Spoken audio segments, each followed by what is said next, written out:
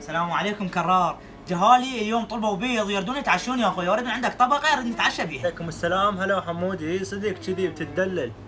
اي ما بقالها، بس هذا هو. ابيع له هذا البيض الفاسد واقول له هذا بيض درجه اولى. حمود اخويا هذا عنده بيض درجه اولى، بس هذا شنو مو طبقه كامله، هذن ناقوس 3 بيضات، يعني راح اسبهن لك ب 5000. تفضل اخويا. اي والله اخوي كرار، رحم الله والديك. يلا اخوي اهم شيء درجه اولى، لان انتم شغلكم نظيف يا اخوي، ودائما جهال ياخذون من عندكم ويحمدون فيكم. هاي ال 5000 اخوي، رحم الله والديك. خلينا نروح نتعشى قبل لا ياخذنا الوقت. اخ يا يابا، اخ يا ابوي صار بي راح اموت. كرار ما تستحي، مو عيب عليك مطينا بيض فاسد وجهاله هسه كلهم بالمستشفى. باع صاير بحالتي، باع عشان وجهه اصفر يا اخوي، الا اشتكي عليك وحسبنا الله ونعم الوكيل. ليش هيك اخوي تسوي بينا؟ ويحترم نفسك، شنو انا مطيك بيض فاسد؟ روح اشتكي. ايش تسوي؟ جوز انتم الخبز